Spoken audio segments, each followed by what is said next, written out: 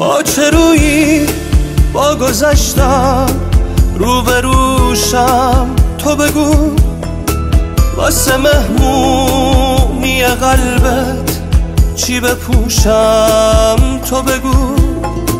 من دلم میخواد که تا ابد برام حرف بزنی، هرچی میخواد دل تنگت من بگوشم، تو بگو. دمدمای نفس آخر بود، روزا از همیشه کوتاه‌تر بود، حول و حوش آخر آذر بود که رسیدی.